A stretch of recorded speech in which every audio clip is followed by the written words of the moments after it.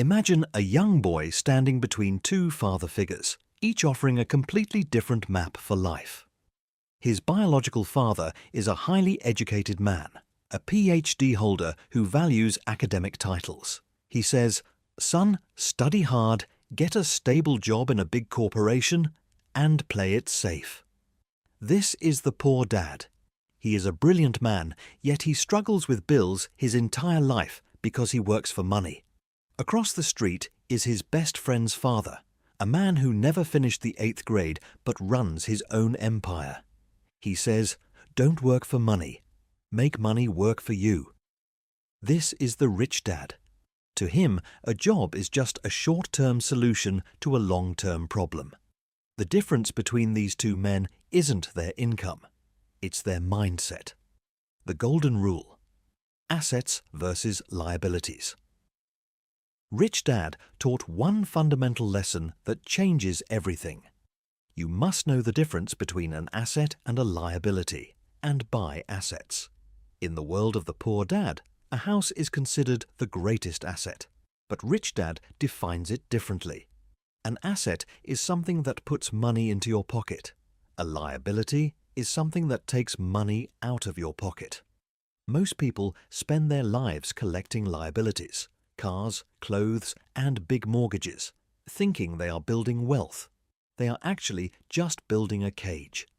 The rich, however, focus intensely on the asset column: real estate, stocks, intellectual property, and businesses. They buy luxuries last, only after their assets have earned enough to pay for them. Escape the rat race. Why do smart, hard-working people stay broke? They are trapped in what Kiyosaki calls the rat race. It's a cycle driven by two emotions: fear and greed. Fear of not having money drives you to work hard. Once you get your paycheck, greed takes over, whispering about a new phone, a better car, or a bigger house. Your expenses rise to meet your income. You need a raise, but the raise only leads to higher taxes and more debt. You are running faster and faster, but you're still in the same wheel.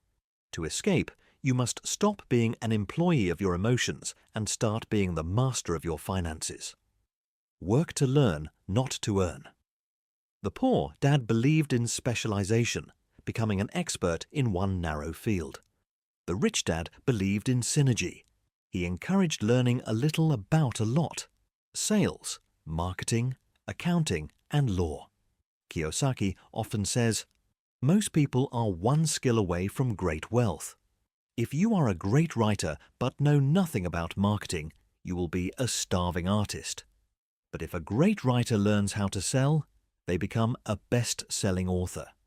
Financial intelligence is the combination of accounting, reading the story behind the numbers; investing, the science of money-making money; market understanding, knowing what people actually want; the law, using corporations and tax codes to protect your wealth. Conclusion: your greatest asset. The ultimate takeaway from Rich Dad is this: your mind is your most powerful asset. In a rapidly changing world, the secure job is a myth. The only true security comes from financial literacy. Stop saying, "I can't afford it." That's a mental dead end. Instead, ask, "How can I afford it?" This simple shift forces your brain to wake up and look for opportunities. You can choose to work for the bank, the government, and your boss for the rest of your life. Or you can choose to build an army of dollars that works for you. The choice isn't made in your bank account, it's made in your mind. One of the most eye-opening lessons Rich Dad taught was about the history of taxes. Poor Dad always said, "The rich should pay more taxes to help the poor." It sounds fair, but Rich Dad showed how the system actually works. The middle class and the poor work, earn money, pay taxes to the government, and then try to live on what is left. It is a losing game. The rich, however, use corporations. A corporation isn't necessarily a big building. It's a legal folder that changes the rules.